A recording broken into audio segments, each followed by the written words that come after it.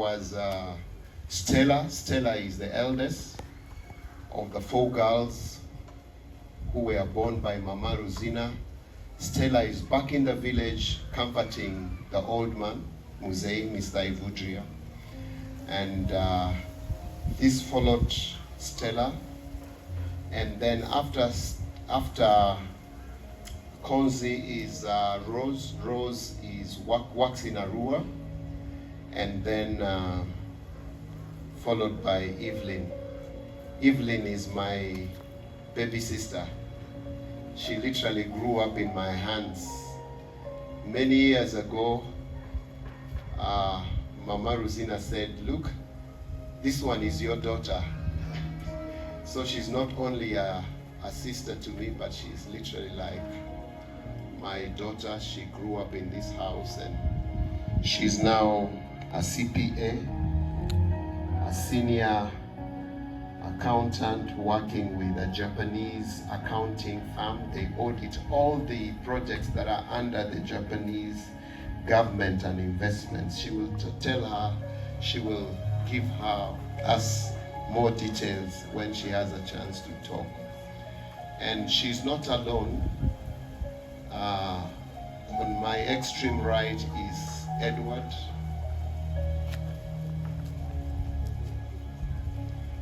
Edward Josa is my brother-in-law. These guys met on campus and they got married, and they have been married for the last couple of years. So they are wonderful people. He is also an accountant by profession. And so this is really the family, the nucleus family, the immediate family. And for me, it's really not a speech, but to again thank all of you for coming. Thank you for identifying with us, and thank you for coming and to mourn with us and to celebrate the send off of Mama. I think I will give more details tomorrow. So not tomorrow, but after these people have given us a bit of history about Mama, and after we've heard the medical side of the narrative of the sickness. So I would like to give the microphone to Evelyn.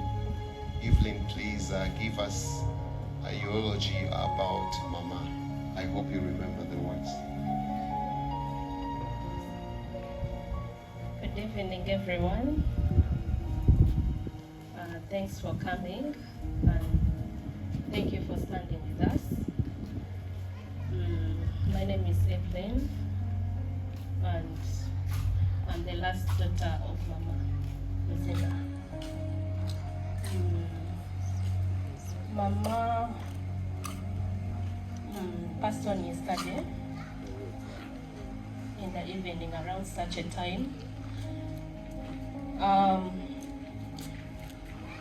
Before that, she has been ill since last year.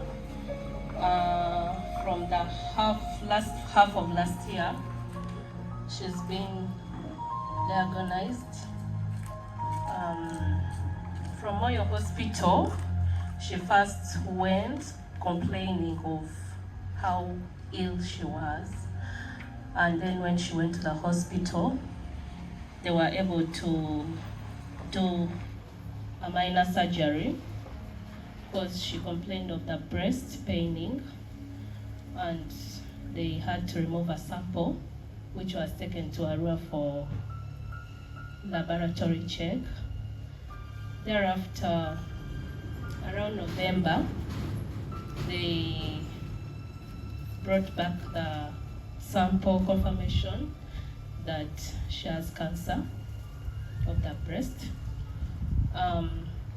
That was when Moyo Referral Hospital had to refer her to Mulago immediately to start treatment or for further checkup and also do treatment immediately. So it happened in December last year. That's when she started the journey. It started by a surgery, which was done at Mulago. It went on successfully with the recommendations from the doctors. From there, the doctors recommended after the surgery, they had to do a proper cleanup of the system, the entire system, which was a treatment of chemotherapy. So that was immediately in January this year. All the tests were run, and then she started a treatment in Jan.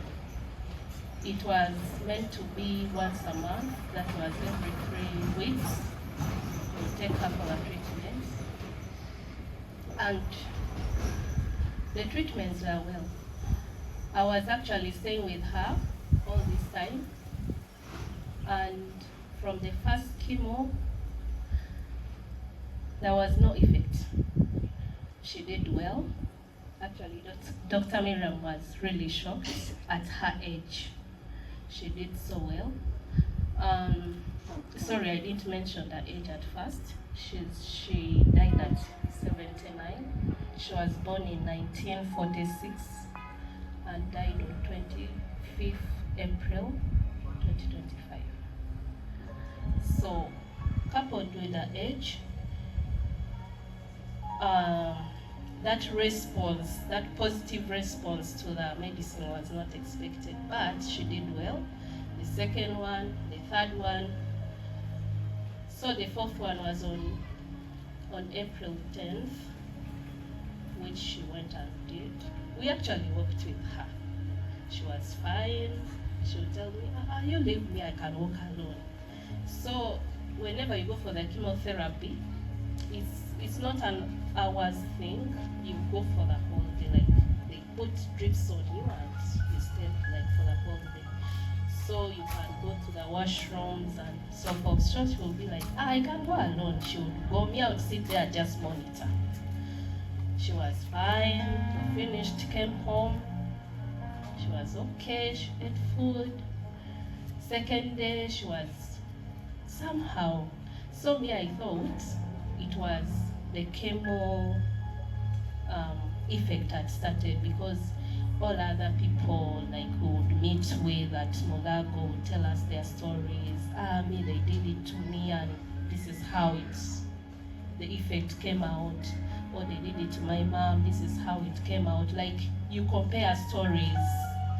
So I was like, okay, maybe she's reacting, the effect is coming out, because she started complaining of the mouth sores. She started reducing to eat the amount of food she used to eat. She used to do a lot of fruits. She started refusing pineapple. She started refusing to eat watermelon. So the food, she would eat kalo, whatever food you give her. Time came, she said she cannot swallow. So I was like, okay, you take your tablets. I think they may help in the wounds. I don't know why they gave you also tablets, but maybe they would help. So she would take her tablets, but she would be like, but medicine is too much in my body. She would complain sometimes, but I would make sure she takes. But the food became a problem. She would drink soup and porridge, those things that were not chewing because of the wounds in the mouth. So on the throat, she started feeling a lot of pain swallowing, saying, even the throat, the pain. And she's this strong lady who will contain every kind of issue, like every kind of problem, even pain. So I'd be like, okay. Then, not knowing, the wound was advancing, growing up, and the one inside was also, I think, going inside. That's when I contacted Dr. Miriam, and she consulted with the specialist for cancer. He prescribed medicine for the sores. We tried the medicine the first day, as if it worked somehow for the mouth, but not here. The second day, she was again weak. I called back. She's like, oh, if that is the case, she's getting weak because she's not eating. Let's put her on drip, give her glucose and whatever to support the body. That's what we did on that day. We expected her to do well and maybe do another antibiotic for the wounds in the subsequent days, but then she was again deteriorating, becoming weaker and weaker. We thought it was maybe hunger was taking her down, but then the wounds were advancing. We didn't know. So again, I got back. I kept calling Dr. Miriam, and she would be active and tell me, do this, do this. So that's when she's like, okay, if that is the case, let's refer her to this hospital. That's when we went to the hospital. Reaching the hospital, when the doctors saw the condition of the wounds and whatever, and how weak she was, they admitted her immediately. That was Wednesday this week. She got admitted at Three Rivers Cancer Center. That's a private cancer center. She got treatment, she got immediate help. They gave her whatever they were doing. She did well on Wednesday. Thursday, she was kind of giving us hope. But in the evening, when we were coming back home, the doctors kept on monitoring and they started saying, but we are seeing that her sugar levels are shooting. What is the problem? She has not been eating. What could be the problem? We are suspecting, so we have to do further tests. They kept on running. They ran so many tests. So now there comes Friday. They did more tests on Friday because the sugar levels shot so high, and the doctors say that she seemed to be diabetic from the reports, and yet there was no history of diabetes. It was they said the wounds were severe and they had already entered inside, not knowing the wounds had advanced and gone inside.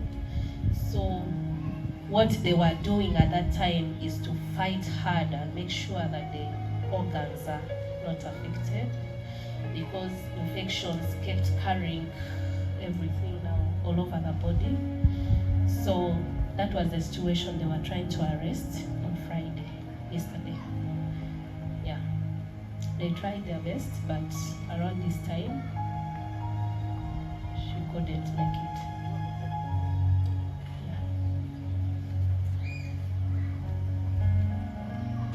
Thank you so much.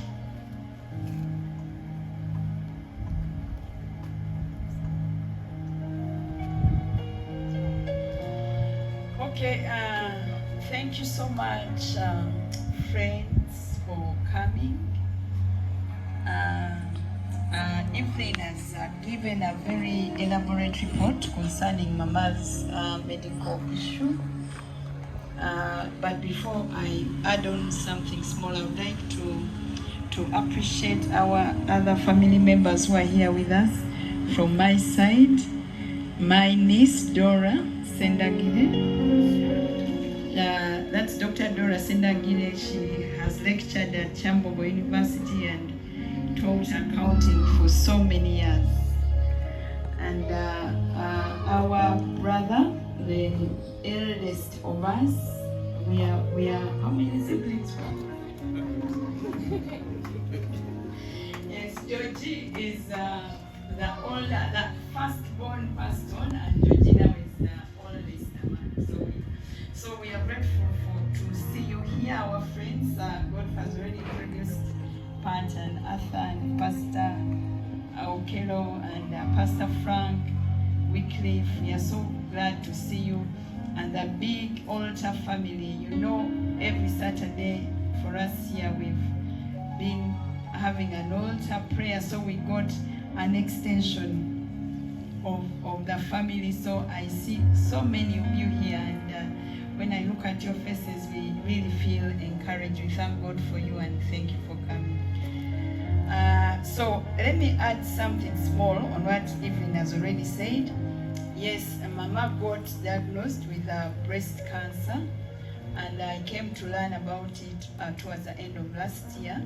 So we had her come in, we organized for her. She had a surgery happen in Molago. It went so perfect. You, at her age, would imagine that the recovery from such a major surgery would be difficult, but she did so well. She recovered so well, you could actually hardly tell that she had had surgery. She was even able to travel back to Moyo and have Christmas with Muzei before she returned to have the chemotherapy. Now, when they are treating cancer, there's that which they use everything. It's like cancer is such a bad demon that they want to use everything to treat it and make sure someone recovers if they can recover. They do the surgery, they do the chemotherapy, they do the radiation, everything generally. So for her, she had the surgery, which went very well. Then she was to have the chemotherapy. But given her age, when her file went to the Cancer Institute, there is what they call a tumor board. Like doctors sit in a meeting and go through a person's file, look at the age, look at the type of cancer, where so many things. Should we do the chemotherapy? Should we not do? What are the stage, the age, all those things and comorbidities. And when we checked Mama, she didn't really have issues, because before the surgery they checked the heart, the lungs, the kidneys, the liver, everything. And Mama checked all the boxes. Even diabetes was not there that time.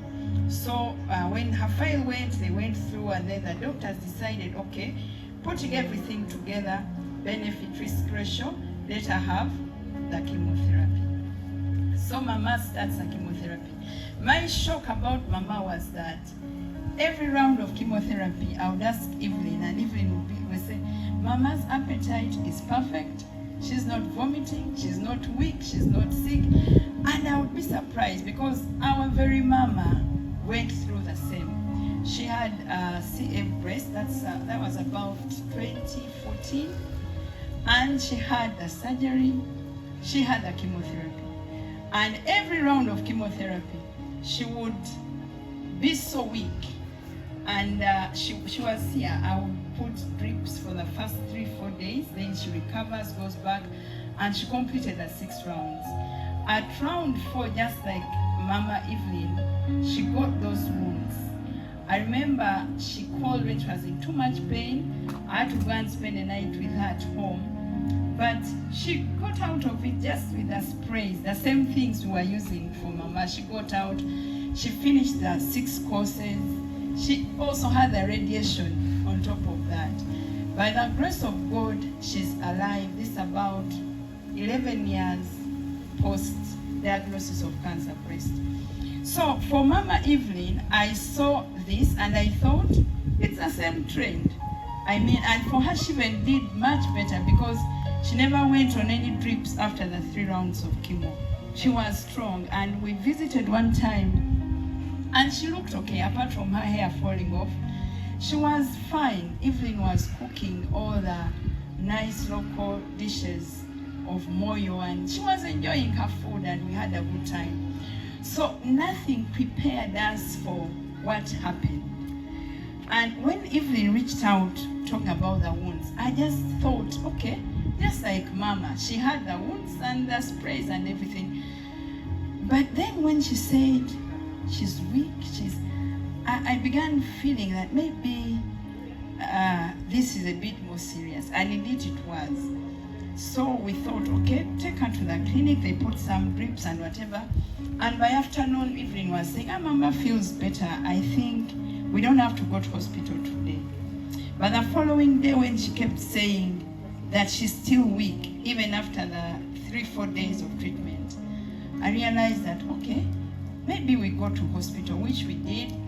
And in hospital, I thought 2-3 days we go home. But the shock came on Friday. Evelyn called me. We were conducting university exams for medical students. So she called and she was like, they are putting Mama on oxygen. So I'm like, oxygen? But then she said, the doctor is saying just to support a bit. Still, I think that's why they say that as doctors, you shouldn't be taking care of your relatives. You should, because it would have hit me that by the time they put someone on oxygen. But when Evelyn was like, the doctor is saying just for some support, I brushed it off. I thought, maybe she has desaturated or she had a funny position or whatever. Anyway, I said, let me finish whatever I'm doing, then I passed the hospital later. I just saw Evelyn's message that the doctors are saying we've lost her. I was so shocked. I sat down and looked back and said, okay, if Mama had not got this chemo thing, today she would be alive. And that's true, today she would be alive, because the cancer is not what killed her. It's the complications from the chemotherapy. Now I look back and I'm weighing, no wonder we sit down and we see patients who refuse chemotherapy. Some of them actually refuse from the surgery,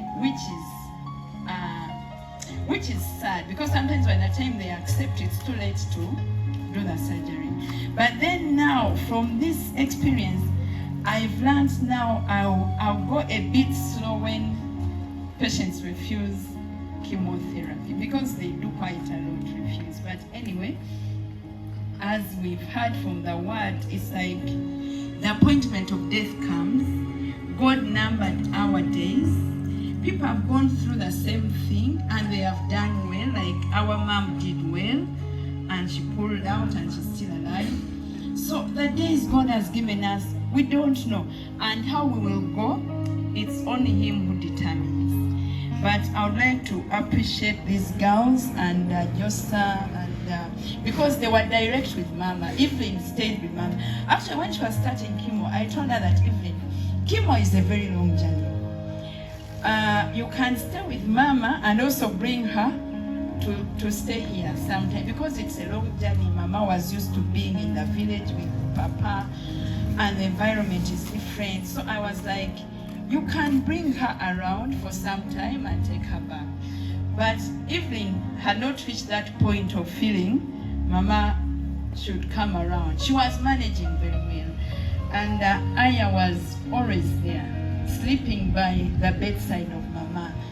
And we would like also to appreciate him, that in the house, you know, when you have your mother-in-law is sick, is whatever, there are so many things, but Josa has never complained having Mama in there. So we would like to really appreciate you for taking care, cooking the meals and doing. Evelyn was working from home, so she would be working and then preparing meals and doing very well. And Mama was a very calm lady. I've met few people like that. Very calm. There's a time she stayed here. You would actually forget that there's someone in the house. She would roast for us brown nuts. She loved the children. Very calm, with no hype around her, and very nice and a very pleasant person. We really miss her, but the plans of God, that's the way it has gone.